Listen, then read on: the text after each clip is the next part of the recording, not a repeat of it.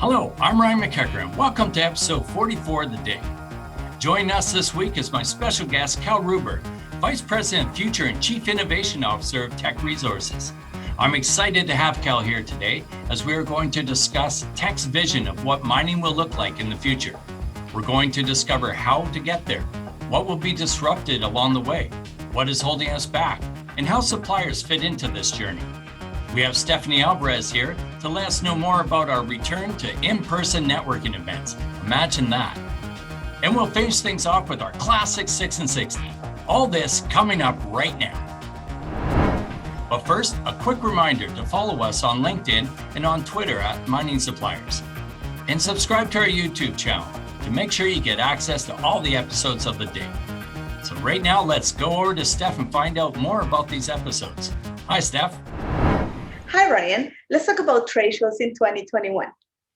To kick off the season, MSTA Canada is hosting the Canada Pavilion at the biggest mining trade show in the world. Mine Expo 2021 in Las Vegas, Nevada will take place from September 12th to September 15th. Secondly, we have the Convención Internacional de Minería in Acapulco, Mexico from October 19th to October 22nd. Lastly, we have Expo in Santiago, Chile from October 25th to October 29th. I would also like for everybody to save the date for our annual forum. It will take place on November 30th at the Shangri-La Hotel in downtown Toronto. This year, it's very special. We will be one of the very first in-person events in Canada, and we will be celebrating our 40th anniversary. So again, Mine Expo, September 12th to September 15th in Las Vegas. Conversión Internacional de Minería from October 19th to October 22nd in Acapulco. Expo Min from October 25th to October 29th in Santiago, Chile. And lastly, we have our own annual forum, November 30th, downtown Toronto. For any information, please contact me directly at Alvarez at mstacanada.ca. Thank you, Ryan. Thanks, Steph. We've heard a lot about what the future will look like for mining. For some, it's called the digital transformation.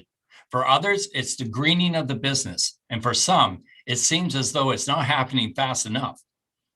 And there are reasons for that. However, one thing is certain, it's going to be disruptive when it happens. So let's dig in right now and discuss what the future will look like for Teck with Kal Ruberg. Hi, Kal. Welcome to The Dig. Well, good morning, Ryan, and thank you for having me here. Yeah. Always a pleasure. Great. I know we were talking, it seems like a lifetime ago for another event, but it's great to have you on our show to continue that conversation that we were doing.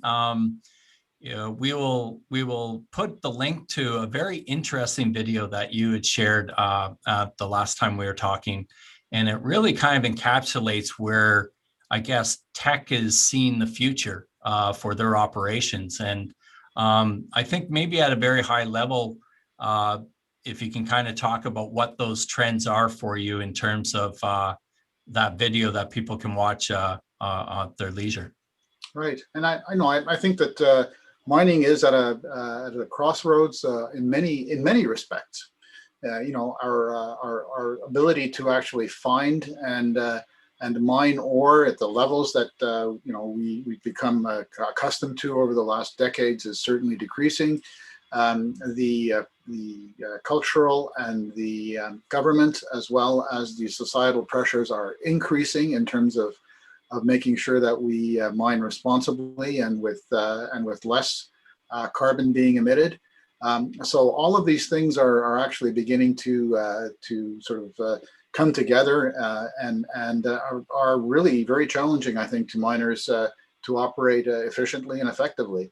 And so all of these things are causing us to look at sort of how do we do this in the future. And one of the issues is that the world is just generally a little bit flat-footed on the electric side, and the GHG reductions will require sort of a pretty substantial electrification. So, the questions on all of our agendas is, Do we use hydrogen as the medium or storage in trucks? Certainly, some miners have gone down that route in a very in a fairly committed way. Do we use trolley as a sort of an electric vehicle medium to enable the batteries to actually recharge on the way up ramps? Do we use just pure battery power? And certainly Tesla has shown that it's not about only the battery, but even to a large degree on how you control the battery in the vehicle. And so control systems become a huge effort. And I'm talking here about Hall, because Hall is basically more than a third of our GHG production source. And also represents a very large and major energy draw upon our mines. And that brings us to the problem of, well, where do you source green electricity, whether it's for hydrogen or for BEVs or for any other mechanism that reduces GHGs? It would be silly to really produce hydrogen using our current methods, which are very CO2 intensive. So, these are all questions that we're trying to evaluate, trying to model, trying to understand the cost implications. And I don't think that there is no clear answer at this point in time. I think a lot of the data that we're trying to accumulate is going to sort of come over the next 5 years. And I think that there is a great deal of dependence on battery producers in terms of solid state batteries and also other battery technologies, certainly the ones Tesla is exploring in terms of their Rose battery, as to how we actually can energize Hall, in this case, to that degree. The second issue is, of course, all of our carbon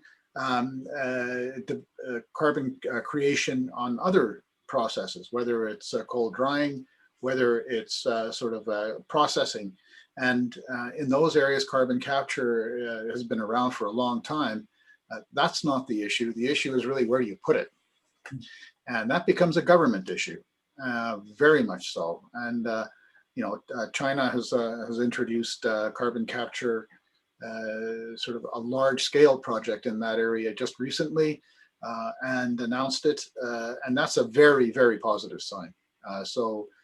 And because where that particular area is going really defines how steel making coal will be used in the future, and the viability of that product, and so that really is a very positive development, certainly for us.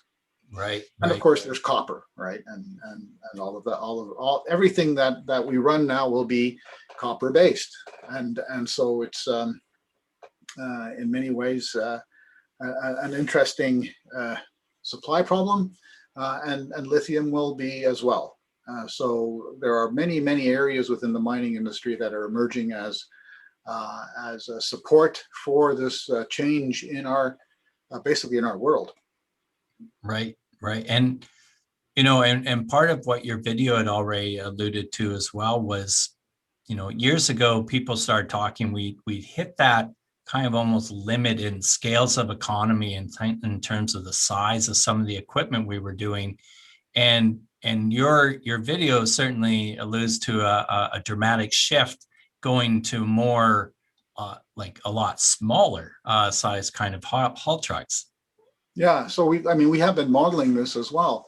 And of course, when you go to battery operated equipment, the battery simply can't be huge. Basically battery operated equipment, or haul, is a battery with wheels.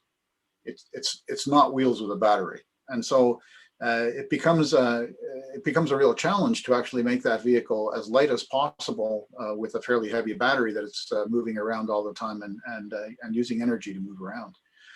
So the smaller you get, the better off you are, and the lighter you get, the better off you are. At the same time, the substance that we're hauling is not very light and not very small. So, and actually the capital equipment that we use on sites, for example, shovels have 90-ton buckets. So how do you get a 15-ton truck to haul something from a 90-ton bucket? And that's, and that becomes a matching or synchronization issue. do you use surge loaders? What do the surge loaders actually have to do to actually accommodate this? And when you're getting into very small trucks, let's say 60-ton trucks, they actually operate more like a train than a truck. So, you don't have the spotting issue in the same way. It just rides in under. But that means that you actually have to have trucks now, and you have to have a lot of them to replace a small fleet. So let's say 68 trucks would be replaced by almost 250, 60-ton trucks that we currently have. And the shovels would remain the same. You'd have to have some kind of synchronization in between, like a surge loader. And at that point, then you're actually beginning to look at, well, how do you actually introduce these trucks into the pit?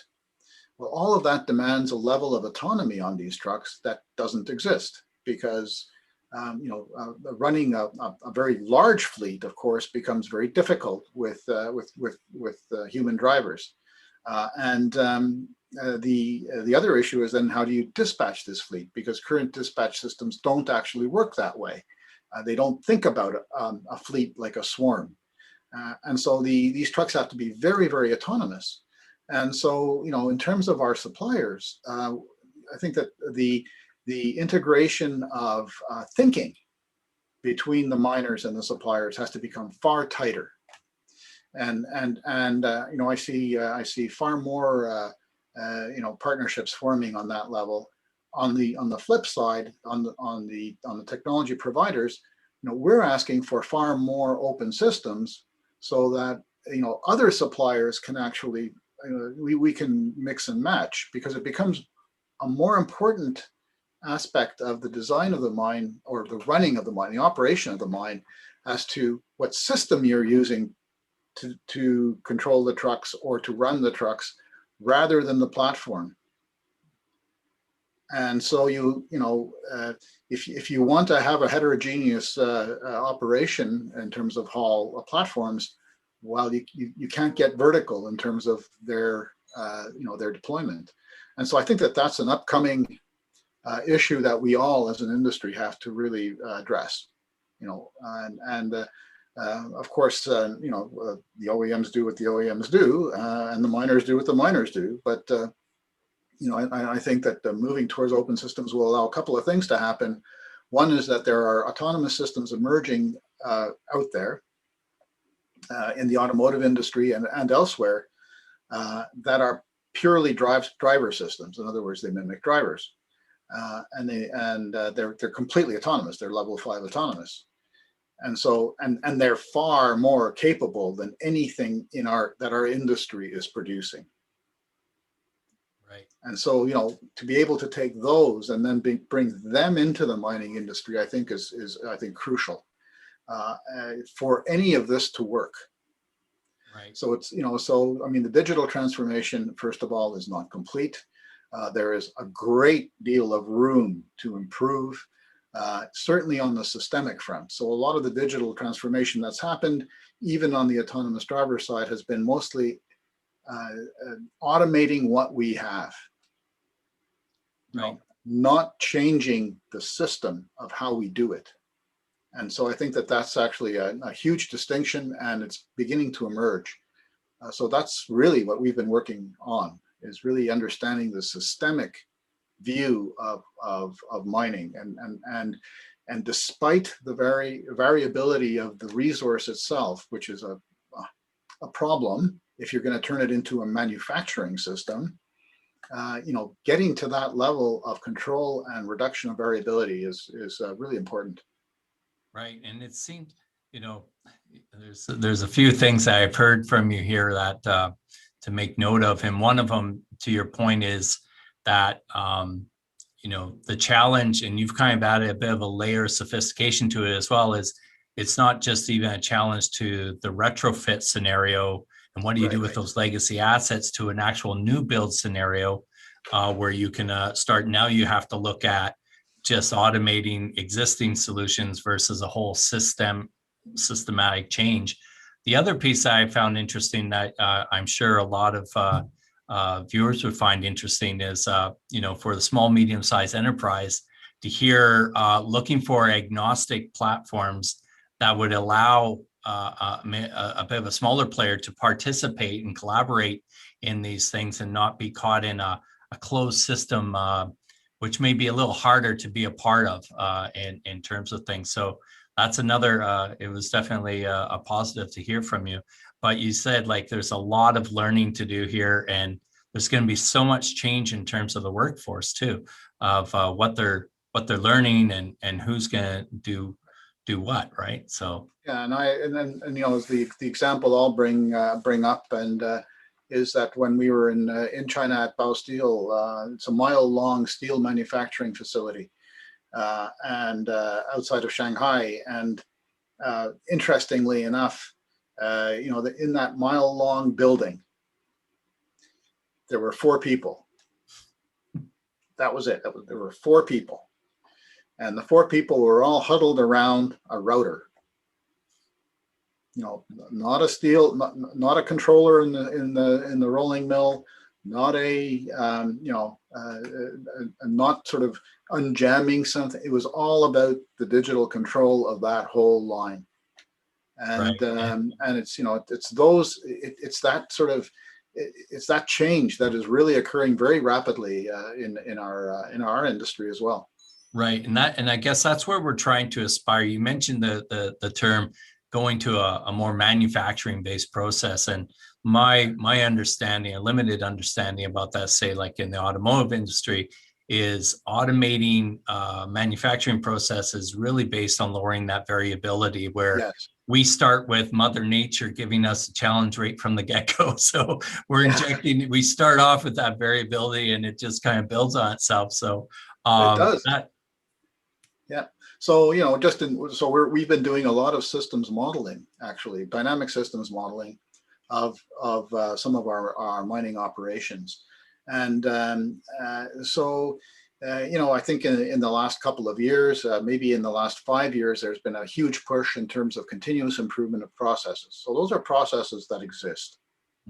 And you know, what you're doing with continuous improvement is you're taking that process, you may be re-engineering some parts of it, but that process itself doesn't actually change, right? As a sort of a unit within a whole chain of processes. And taking a dynamic systems view of this, you say, well, what if that process actually didn't exist, and that became part of other, you know, the function that it performed becomes part of other processes. And certainly some of the things we found are that the ability to to use equipment in an agile way, which requires all of the things I spoke about before, is paramount and will make an enormous difference in your operational cost. The ability to get rid of WIP, which in our case is all stockpiles. Right. And now you're not going to get rid of stockpiles because the variability of our resource is always going to sort of be a problem. And it's the same thing in the forestry industry. There's, you know, there's a similarity. Certainly we can reduce them, and certainly we can have far more planned work. And that was the third pillar, is that if you plan your work and you stick to the plan, you know, there are, again, those 3 things were huge savings: is reducing WIP, being able to dynamically allocate your resources, and being able to actually have planned work executed as opposed to unplanned work occur all the time. Right. And those are 3 things that you know, the mining industry certainly you know, sort of is caught up in, and to a large degree, it's almost part of the culture. You know, the hero culture is really important, and if you have unplanned work, we're all heroes. So yeah. when we solve these problems. You know, I think it's far more of a shift in thinking, culture, and trust that this is in fact going to actually change the way we do things and lead to far more effective mining. Right. And I think that's that kind of this nexus between, you know, I'm hearing terms like short interval control and just, again, all this kind of segmenting, even making it a little smaller as opposed to trying to homogenize the risk through scale, that we're we're kind of this nexus where we're doing all these things, adding AI, some potential automation, and we're removing some of this human element from some of this new processes that are coming in line. And that brings in a whole other dynamic, because now we're talking about what we call the workforce of the future. Right. And who's doing what, and how much of that is directly inside the organization, and how much of that is brought to you by a supplier relationship. Yep. And I think that, certainly it's not so much that the numbers will change, but the numbers will be different. And the numbers, they'll be doing different things. Like that Bausteel example that I brought forward. I thought that was pretty telling. And I think, it's the same thing here, is that, you're talking about AI systems. Well, all those AI systems need RI systems, in other words, real intelligence, to manage them, to operate them, to apply them, and to get them accepted by, people who do exhibit real intelligence. And so, the AI RI balance, I think, has to be established, and people who have RI will be very much in demand. Right. And that, you mentioned this in a conversation we had before too, with regards to machine learning too. There's this assumption that it's a plug and play. You just pop this in and off it goes. It knows how to do things. But you were mentioning it's overwhelming, the amount of information machine learning requires to actually do its learning. So in a really good example, we were doing a lot of system simulation, but the system simulation is really to feed an optimizer, which is a deep reinforced learning system. Now, this optimizer requires 500 million runs of the simulator. Right? So to actually define a future space that it can actually traverse and graph.